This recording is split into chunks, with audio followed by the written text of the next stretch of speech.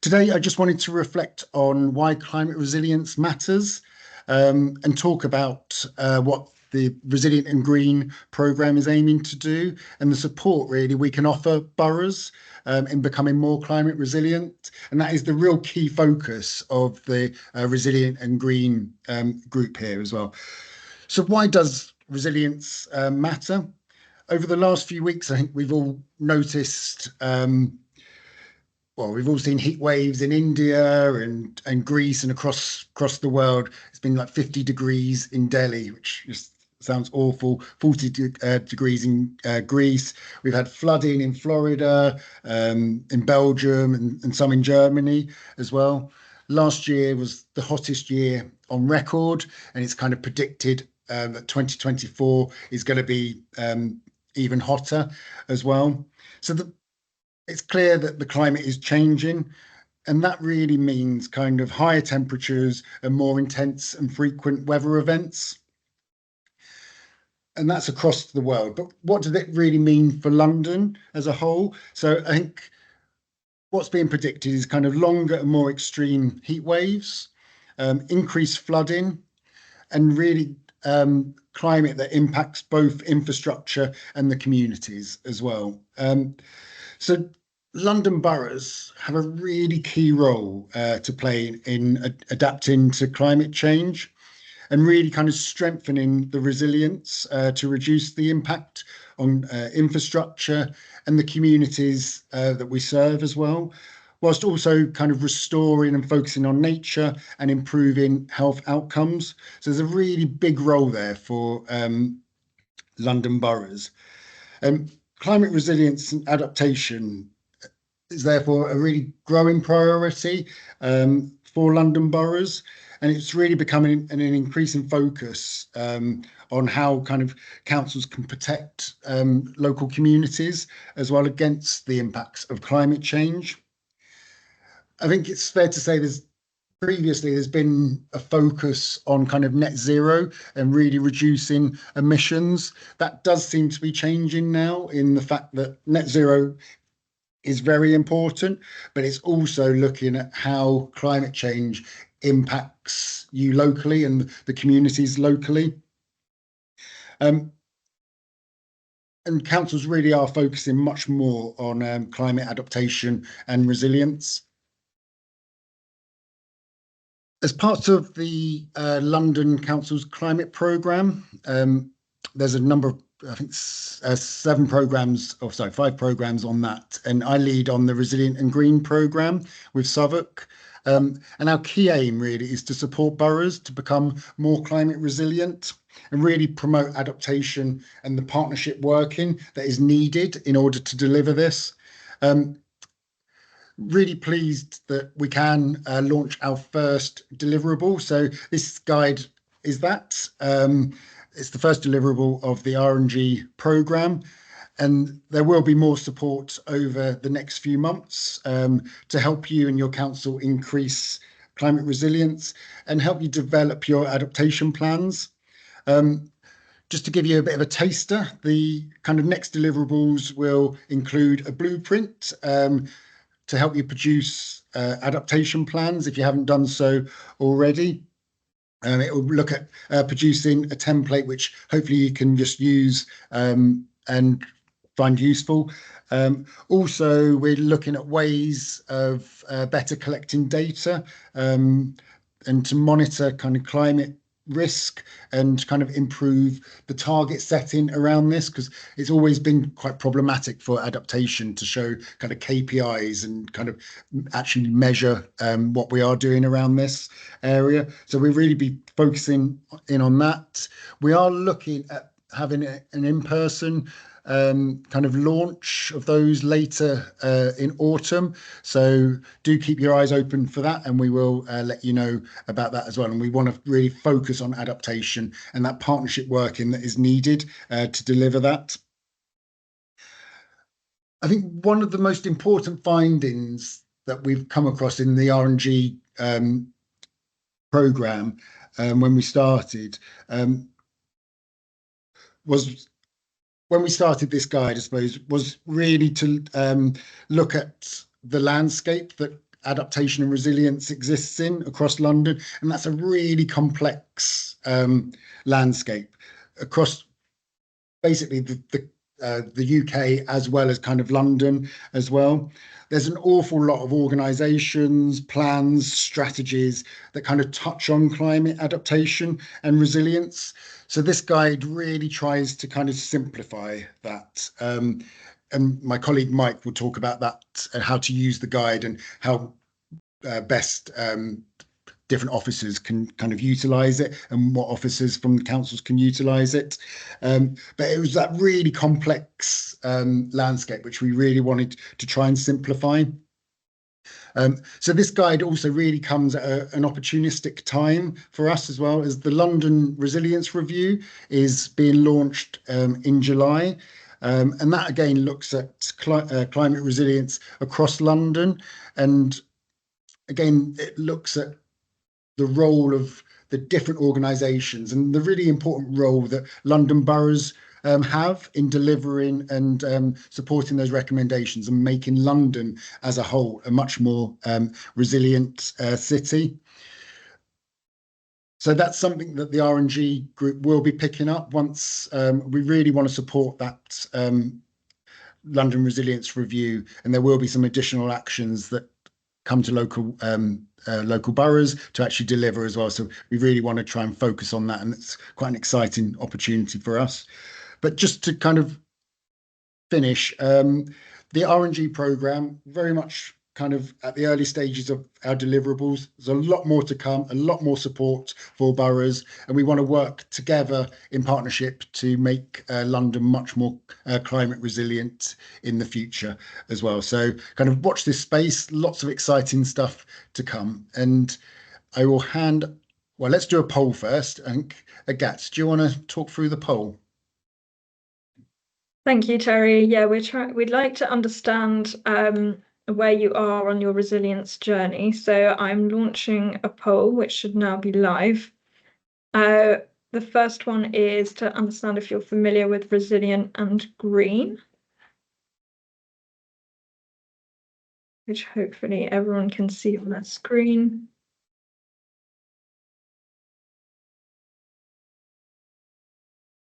Okay, we can see responses coming in. Most people are familiar, and a few are not. So hopefully this will be your chance to become more familiar with our work.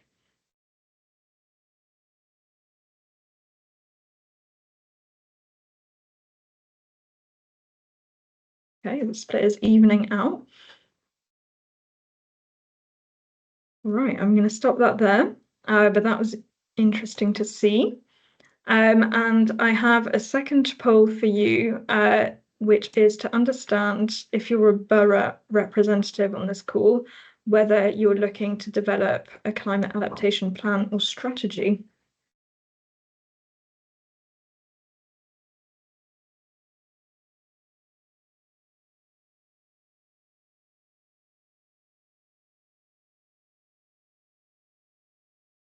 I don't think these ones are shared on the screen, but we've got quite a lot of yeses. So we'll aim to be in touch after this webinar. Okay, well, at the moment, we've got 75% is on yes and 25% on no. So that is also very informative. Okay, thank you, those of you that took part in that poll. And I will now hand over to Mike. Perfect. Thanks, Agathe. Hi, everyone. I'm Mike Wood, one of the project officers at London Councils working on the Resilient and Green programme. As Terry mentioned in his introduction, climate adaptation in London is a very complicated picture, and it touches on all parts of boroughs' operations and service areas, such as flooding, housing, nature, nature and environment, transport and health. So we've worked together with key boroughs, our key partners, Southwark and Kensington and Chelsea, to produce this handy Resilient and Green and Partnerships guide. The aim of it really is to support borough officers to navigate this complex landscape of climate adaptation when developing your climate adaptation strategies, and also to help boroughs internally work on adaptation across the entire council, pulling in those different teams and really trying to kickstart a journey for the council to adapt to climate change. I'm going to quickly flip over to the guide by sharing my screen and give a quick run through of exactly how it works. Hopefully you can all see my screen here. The guide is split into key sections. I won't go through it all in too much detail. I'll skip over the intro and the key findings, because hopefully you can read that in your own time when we share the guide after this call. But the key areas which the guide covers in terms of content that was useful for borough officers across councils is national legislation and statutory duties, national policy and guidance, regional policy and guidance. There's maps on the governance and partnerships arrangements in London and nationally, and then there's also maps about regional partnerships and networks which boroughs are able to tap into and utilise. Each section of the guide sets out the different borough teams and service areas which are connected with the major areas of climate adaptation. So we've produced a bit of a colour coding system which relates directly to the team or service area that is relevant for each section. So you'll see here the different colours for the different teams. We've tried to kind of put them together in a logistical way, and this I symbol here will be throughout the document on the left hand side, coded to the colour of each one. So climate will have a red one, transport, highways and flooding will have a blue one, and that's hopefully a really useful pointer. So if you are, for example, someone working in public health, you're able to kind of pinpoint the exact documents and kind of policy guidance which is relevant for you. Likewise, if you're on climate, a lot of them do cover climate naturally because we're working on adaptation, but you'll be able to clearly identify which ones you should be aware of and work with as you develop your adaptation planning. So I'll skip over the introduction and kind of jump straight in really to the first section. So the first section is on national legislation and borough statutory duties. So it outlines key pieces of legislation which relate to adaptation and the responsibilities that these place directly on boroughs. This is designed to kind of help understand the national landscape on climate adaptation and how boroughs fit into this. It covers all major pieces of climate legislation. The first example there is kind of the Climate Change Act, which is one of the defining pieces of climate change legislation in the UK. And you can see there that it relates directly to climate officers, which is the red eye, and then also emergency planning teams, which is the kind of brownish orange eye. As we scroll through, the different teams are indicated on the left, and the kind of major pieces of legislation are shown as well in this left-hand column. The middle column on information and overview just provides a bit of a summary, and then the statutory duties column on the right does outline in a bit more detail exactly how borough officers across different teams are able to use that piece of legislation and kind of understand the role that it puts on boroughs. So there's quite a few pieces in there. It's, as I mentioned, climate adaptation is a complicated topic, touches on a lot of areas. We've tried to summarize and kind of collect the most relevant ones as possible. It's by no means a kind of exhaustive guide, otherwise that may get a bit too unruly, but we've really focused on the kind of key pieces that you should be aware of when you're doing your climate adaptation planning. Similarly, this next section focuses on national policy and guidance. So this isn't kind of direct legislation, but it's kind of useful information for how boroughs should adapt to climate change. And it's really, this section is provides a lot of useful information, for example, on the National Adaptation Programme and the climate change risk assessments. Things like this is really useful for boroughs to know, so you can kind of align the work that you're doing with the national policy and guidance that's being produced. Hopefully these resources are helpful for all teams. Things such as the environment plan, for example, relevant to kind of environment and climate teams and planning teams, which we've identified there on the left. Scrolling through, that sets the picture from the national side. Regionally, we know that London kind of has its own set of policies related to climate adaptation and resilience. Boroughs and borough officers should really be aware of these when they're planning adaptation strategies or interventions. And we've tried to summarise these in quite a clear and concise way. Again, similar format to the above table. We've got the kind of document and they're all linked, so you can go straight to them. Bit of an information overview, and then the right hand column focuses on how these documents can be used by London boroughs, focusing on, as I say, the key teams who'll be able to use those or that are relevant for these. Documents in this include the London Environment Strategy, the London Plan. There's a Thames Estuary 2100 is quite a relevant one for flooding officers. In addition, things like the London Risk Register, the London Urban Forest Plan, and others. So we've really tried to give a comprehensive guide to all of London's specific policy and guidance, which is useful for boroughs when they're planning out their strategies. We've also included a couple visual representations of the first map shows the governance structure on adaptation and resilience in London and the place that London local authorities have within that. It also shows some national organisations which kind of feed into the governance as well, that is useful for boroughs to be aware of, organisations that work on adaptation and resilience. That is good for boroughs to potentially link into or kind of be aware of their work. So that's the first map. The second map shows networks and partnerships on adaptation and resilience in London. It's London specific, and it looks at the kind of major partnerships on adaptation and resilience, but also partnerships. I'll get onto it, but there's partnerships at the bottom which show specific areas related to public health, water and flooding, nature and the environment, etc. So using this map, we've really tried to summarise the kind of networks that are useful for boroughs to potentially be represented on or kind of tap into and understand the work that's going on across London, and trying to kind of increase collaboration across the city. So this is the first map, as I mentioned. Just gives a very simple snapshot of exactly the kind of governance arrangements and the key organisations, going from a national down to a London level. You'll see there, London Borough is situated here in relation to the GLA, TfL, and we have these national organisations on the right.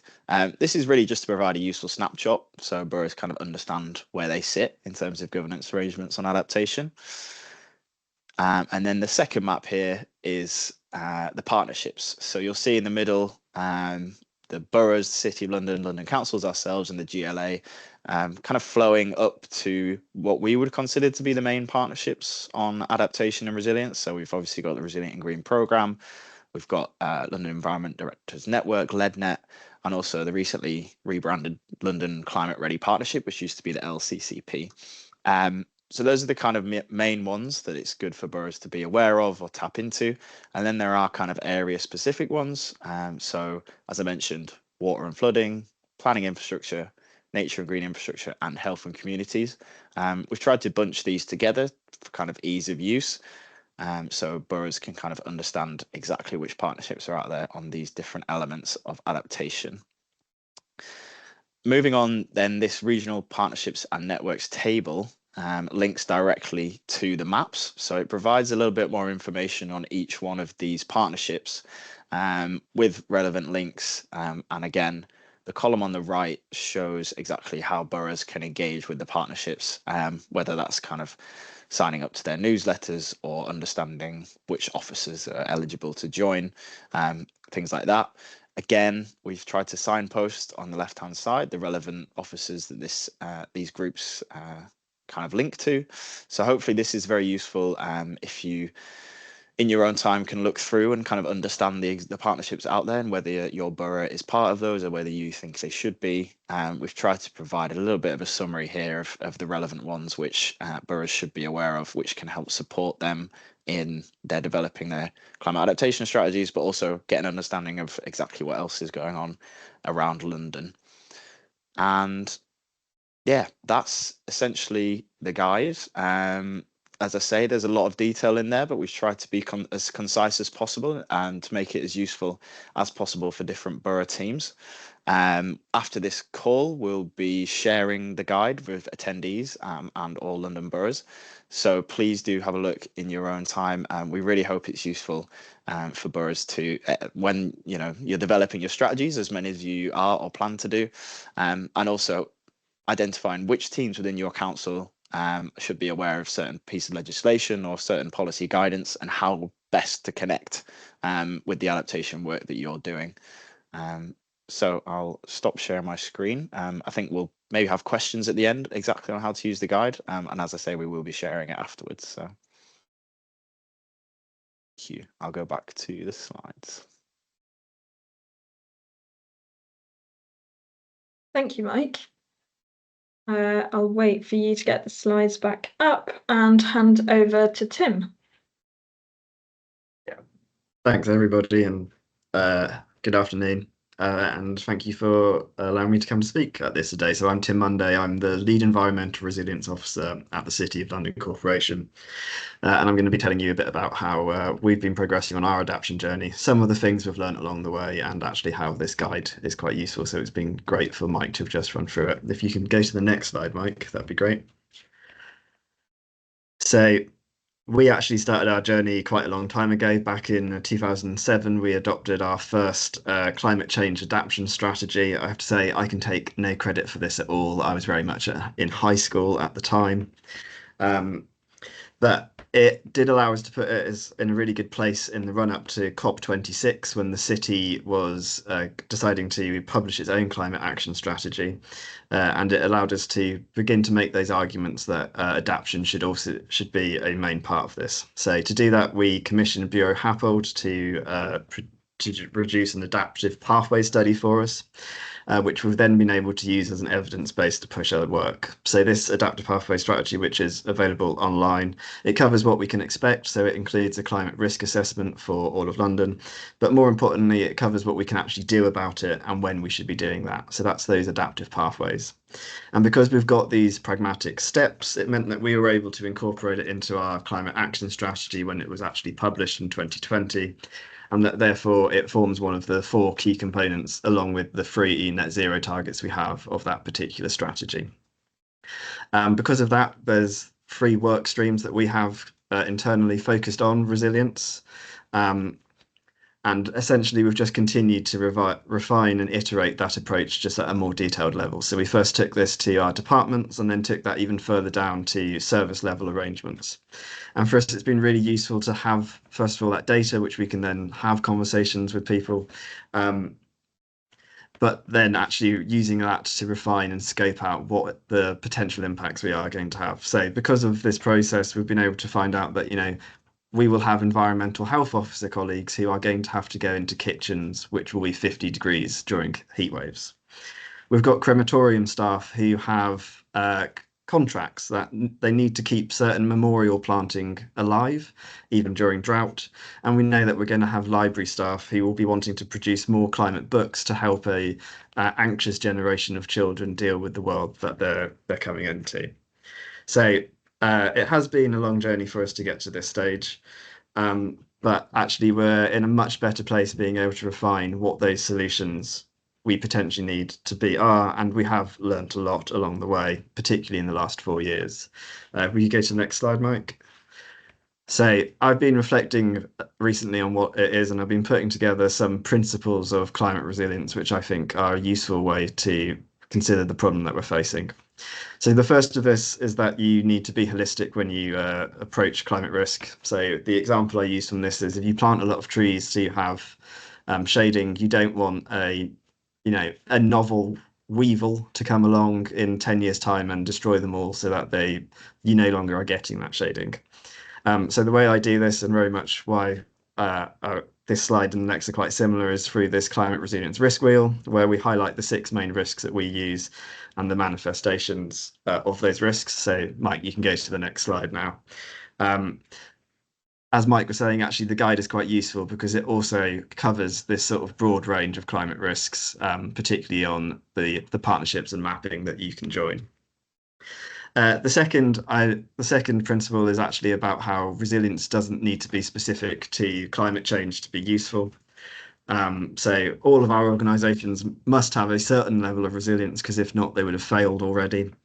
What's quite useful about this guide is that it sets out where we're already doing statutory work, and stuff that you might not consider to be climate resilience is already going on. And actually, those are good foundations from which to expand and build more as an organisation. So, for example, my team was originally the flooding team, and now we've broadened out that remit. The third principle is that actually we're reliant on others. So that happens in two ways. If you're reliant on someone in your supply chain to provide something and they fail due to a climate impact, that's going to put more pressure on you. But also, we know that we are going to have some climate risks which are too big for single organisations to deal with. And again, the guide is useful here because it's mapped out where we will be able to work together. And actually, it will be through those collaborative partnerships that we begin to deal with some of those bigger issues. And then finally, the fact that we are able to make decisions now which will make us more resilient in the future. So we think that adaptive pathways are a good way of doing this, and I'm looking forward to seeing how this develops in some of the later guidance which has already been mentioned. So I think, just to conclude, I think that this guide would have been incredibly useful at the beginning of our journey. But actually, it's very much, these are the first steps in changing that world we want to see. So I think I'm now going to pass over to Anka to talk a bit more about actually how this leads on to adapting our world. Thank you. Thank you very much, Tim. Hello, everyone. My name is Anka Giorgio, and I'm the Senior Climate Change Manager for Kensington and Chelsea Council. And as Tim said, I'm going to tell you a bit about a program that we have been doing and an area-based approach that we have been taking. So now you heard about the guy and how we're trying to produce this to help you on the green and resilience journey. But also, we talked a lot about collaboration and partnership and how important it is to also take the residents into this journey and look more at area-based approaches and why they are important. So I'm going to showcase a bit about the Future Neighbourhoods program that we have been delivering in Nottingdale, and tell you a bit about the climate adaptation measures and initiatives and how we try to co-design this with residents. Mike, if you can move on to the next slide, please. So just quickly on the Nottingdale Future Neighbourhoods programme, this is a Mayor of London initiative that was set up during COVID to actually look at how we can include green as part of the recovery. And there were two neighbourhoods selected in London as part of this programme. Nottingdale, which is a neighbourhood in North Kensington, and Somerstown in Camden. And the aim of this programme is to deliver a wide range of environmental projects, but also alongside the development of community-led strategy. Just to say that community engagement and co-design is at the heart of this program. So we try to look a bit of, as Tim was saying, holistically at an area-based approach and to try to transform the neighborhood into an eco-neighborhood that is greener, fairer, and more climate resilient by 2030. We have been looking very holistically at this program under 5 themes that they kind of align with the Mayor of London Green New Deal objectives, but also, it's a very holistic way of setting up and creating an eco-neighborhood. So the themes are around fabric first, so retrofitting of buildings, powering up for the people, which is more around creating green and local energy, creating a cleaner, healthier Nottingdale, which is around tackling air pollution as well and looking at sustainable transport. Building a Nottingdale nature recovery network is around tackling deficiency in access to nature in Nottingdale, but also looking at green improvements, but also all the climate adaptation. To be very honest, climate adaptation and resilience cuts across all these 5 themes, but it's very much related into the 4th one. And then in the 5th theme, we were looking at how do we create green jobs and skills in a circular economy. I won't go too much into the details of this, but also when we look at how do we create a resilient borough and an eco-neighbourhood, we also look at the benefits of this. So tackling social and health inequalities and addressing the cost of living crisis, improving health and well-being, creating green jobs and fuel poverty. And as part of that, we receive funding from the Mayor of London in 3 phases, but then the council has match fund a huge amount as well through different sources, internal, governmental, and through partners. And we have 30 partners working with us on this. So that's why collaboration has been key for us. If we move on to the next slide. So when looking at an area-based approach and why we've chosen Notting Dale, there were the criteria of the Future Neighbourhoods Programme, but we also try to understand holistically, what that means and what is the ward actually confronting with. So we know that it's the ward that has been impacted by the Grenfell tragedy. So there is a lot of healing and trauma that is happening there. We've commemorated more than celebrated last week the Grenfell tragedy. 70% of homes are in Notting Dale and are social housing. There is a huge population predominantly from migrant communities, so Moroccan and Somalis. The homes are overcrowded. At least one person, 5% of households have at least one person who can speak or read English.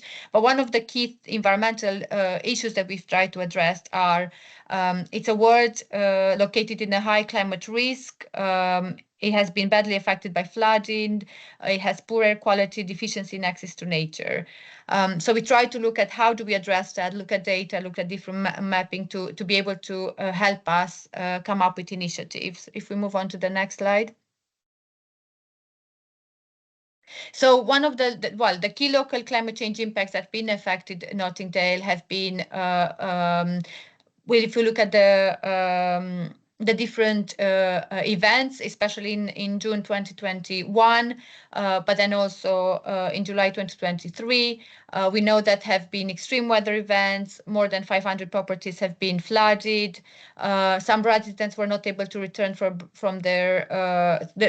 their properties for over 18 months, and there also the overheating issue. If we move on to the next slide. So what we try to do as part of the Future Neighbourhoods Programme is to look at this area-based approach and co-design some of the initiatives with residents and see how can we actually build and create an eco-neighbourhood.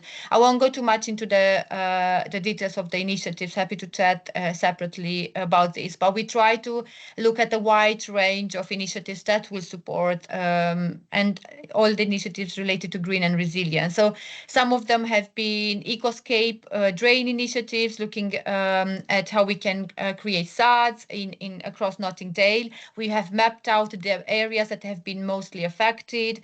We have been working with residents on SADs projects and wall defenses. There is in particular private rented area where they don't have a social housing association. It has been quite difficult, so they are trying to come together and to build these initiatives.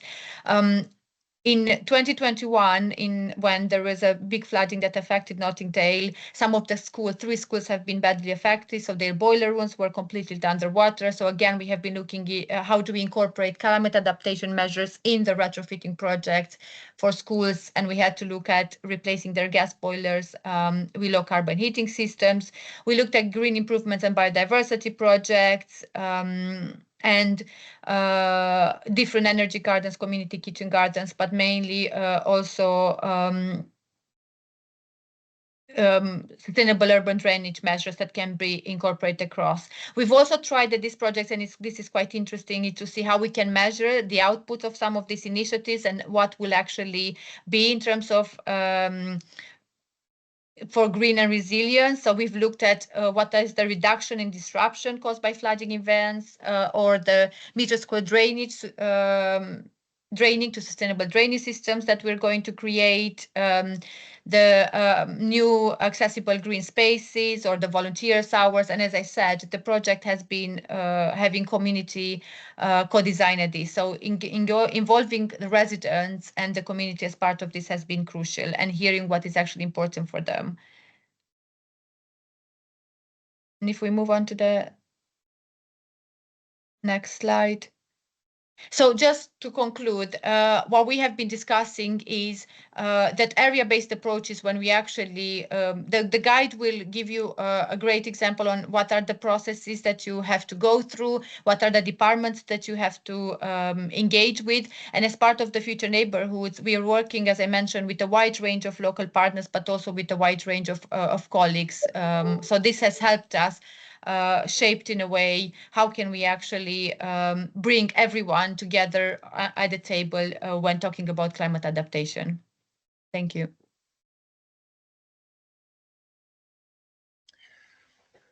Great, thank you very much, Anka and Tim and Mike and Terry. Mike, could you go to the next slide, please?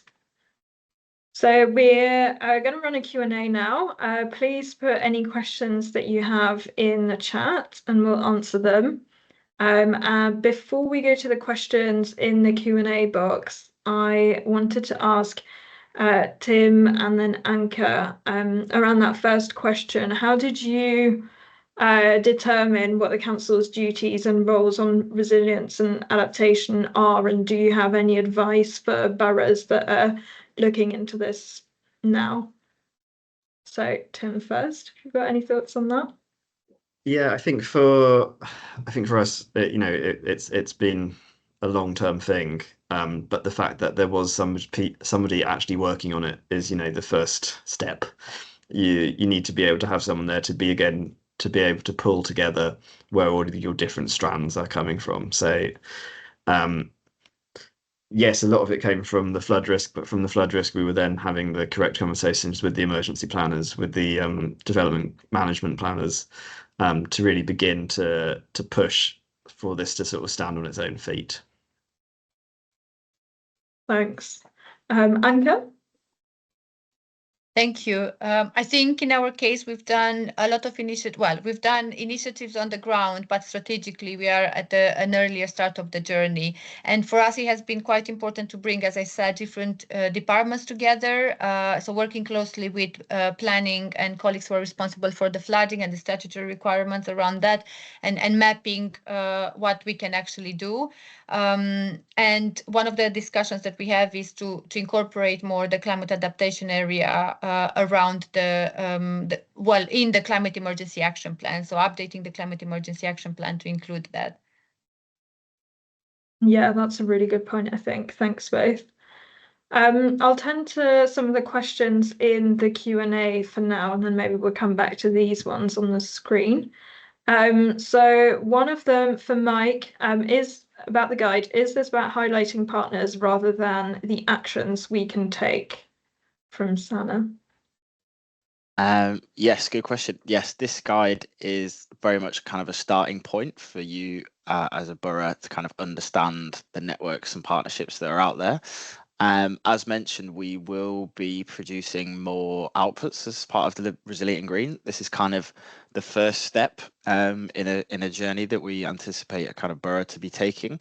But at a future stage, we will be focusing on, as Terry mentioned at the start, the kind of blueprint for producing an adaptation plan. But one of our deliverables is also focusing on effective interventions and kind of what they look like, and sharing potential case studies and best practice. So at this stage, yeah, the guide is very much a kind of snapshot for boroughs to identify where they can tap into, and the kind of guidance on some actions will follow as part of the programme. Great, thanks, Mike. And I would also add that there is a column in the guide around how boroughs can use the specific partnerships that are highlighted in the table. So it will say, send someone from this team to that group so that they know what's going on around, for example, nature or flooding, or if you're a climate officer, these are the networks that you can be a part of, or that your director can be a part of. So there is always that how to actually use the information that's on the right-hand side in the guide. There was a question from Martin, which Terry's answered in the chat, but I wondered if you could answer it for here as well. Have you included insurance and risk as one of the council teams that adaptation and resilience relates to? And then you said really good point. So I thought, could you expand on why you think they're important stakeholders to be involved? Sure. Thanks, Martin, for the question. And again, really, really good point. And they are one of the teams that we need to engage in. So again, if there isn't anyone from your council on the call who deals with insurance and risk, do share the guide with them. Every council has kind of a strategic risk register, and climate risk should be on there. And mitigation is usually one of the only mitigation measures that they have. But I think we need to really make sure that adaptation and resilience is also on there. One piece of work that is being developed as well is around the kind of the cost of inaction. So we're working with one council in London just to see how we can kind of quantify that as well.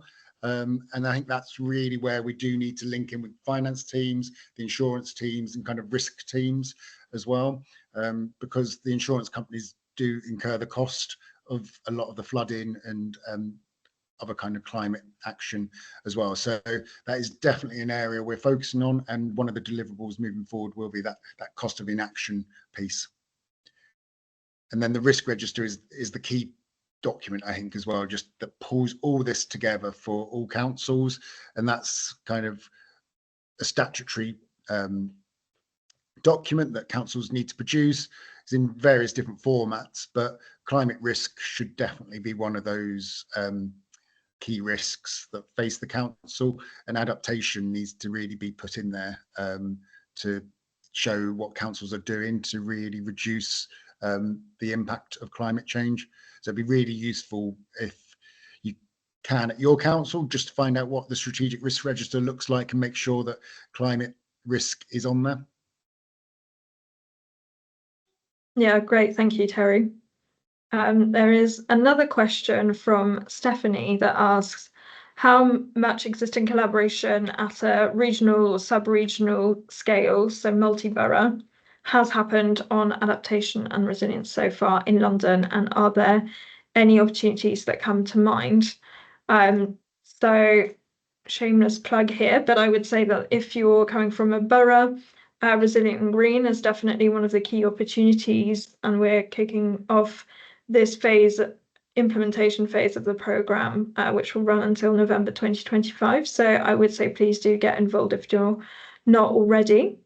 Other than that, I'll maybe hand over to Mike for any other insights on that one. Yes, there are collaboration efforts underway, and the guide does summarise a few of the main ones. The one that springs to mind is the surface water strategy, which is being led by London councils with collaboration with the GLA and kind of key boroughs. Actually, it covers all of London, split into different catchment areas, and they're taking a catchment-based approach to flooding, surface water flooding, and they're in the phase where they are asking boroughs to join some kind of initial stakeholder discussions on those catchment areas. So that's one example of collaboration, but there are more outlined in the guide. But I would say that, yeah, Resilient and Green and the programme is a really good place to understand exactly what's going on across London, and to kind of share best practice. So please do get involved. I think it's key as well just to mention the London Resilience Review at this stage as well. So I think that will be one of the recommendations from that review, that there does need to be a much more coordinated approach across the whole of London. And it might be the GLA or someone centrally will coordinate that response as well. So kind of watch this space for the launch of the London Resilience Review. Yeah, great. Great examples. Thank you both. There is a question from Ian. One of the challenges on adaptation is using existing projects like cycle lanes or public realm schemes and building in adaptation to that and making it part of those projects. And there is also a challenge around funding. Tim, could you speak to that? How about embedding climate resilience and adaptation into existing projects, and how you've done that? Yeah, I agree that that actually it's difficult to attribute those costs, and you need to be able to attribute it to get the funding. A lot of some of the resilience is, I think it's fair to say, slightly more woolly, being able to work out what it is. So actually the mainstreaming climate resilience work that we have done is about trying to get people to consider it from the offset so that actually it's just part of their project to begin with. Yeah, there is no easy solution to it. I do actually wonder if maybe Anka wants to say something about the area-based approach, and actually how that is a more discrete way of doing that. Yeah, thank you, Tim.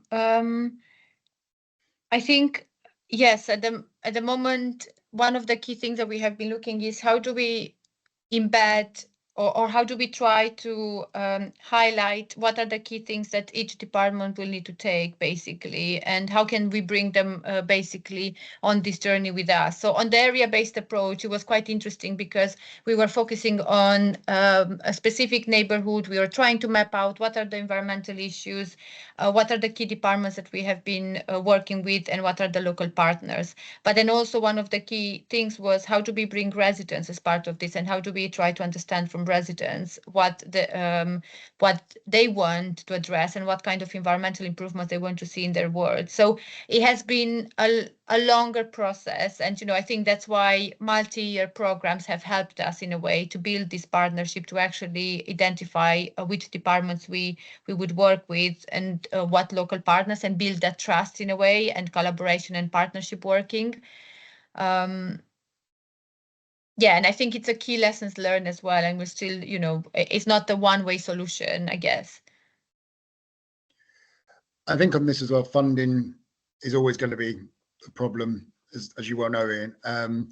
So I think one of the useful pieces of work that we will be doing is that cost of inaction as well. So I think there's a really important role to kind of embed the wider climate action into work that's going forward. So putting SUDs and stuff into public realm improvements, but I think a way of potentially levering in money as well is to say what the cost of inaction would be, to say, so if you only did a public realm with no SUDs, then the likelihood of that flooding potentially is much higher. So we can say that it will cost X amount every 10 years due to flooding if we don't do this. So I think it's to put an argument around saying we have to do this work, otherwise there is a cost to not doing it as well.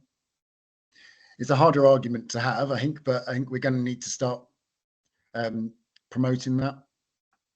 Sorry, and just to add on the area-based approaches, there is a program in London called also Net Zero Neighbourhoods. They are also looking at different financing mechanisms and different ways of funding area-based approach models.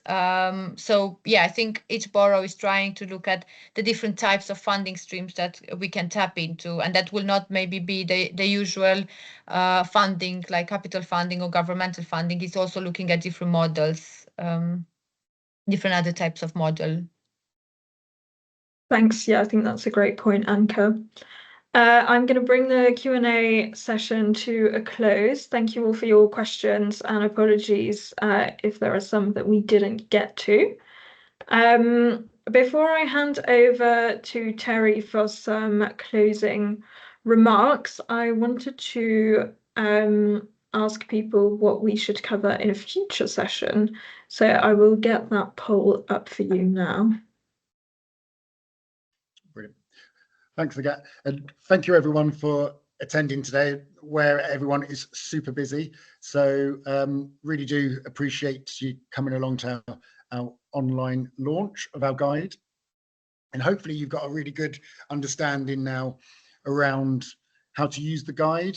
It'd be really good to get your feedback on that, and Mike's email address is there. So do feedback to us. Hopefully you do find it useful, and hopefully you've got a better understanding now of the kind of the complex landscape that climate adaptation and climate risk sits in within the UK and London as well, and aware of some of the really exciting work that is planned, especially for the R&G group, but also the London Resilience Review and stuff like that. So I think, again, it's only going to increase in priority, this area of work. So I think as councils, we do have a massive role to play and really kind of protecting our communities, but also making London the most resilient city it can be as well. So do stay tuned for future kind of announcements and launches. There's a lot planned over the next few months. So it'd be great just to get your support and feedback on all of that as well. As I said, if you do want to be involved, then we do have a working group where we are looking for more councils to be representatives on. So do get in contact regarding that. But other than that, any kind of feedback, guidance, advice, etc., do let Mike know, and we will try and take that on board. Lastly, just want to thank the team. So Agathe, Mike, Tim, Anchor, and our colleagues in Southwark as well, all done a huge amount of work in producing the guide. There's an awful lot of work going on behind the scenes as well with the other deliverables. So thank you to the working group and the steering group for their input, where everyone is super busy. So this is kind of on top of your day job for most people. So a massive thank you to all of those people for their hard work. And I think it just shows we've got, as local authorities, we've got to work in partnership together to resolve this. It isn't just a one borough issue. This is a whole city issue and cross-borough boundary issue as well. So I think we can really support each other and work to make London a resilient city. So thank you, everyone. Really appreciate your time, and yeah, look forward to working with you on this. So thank you.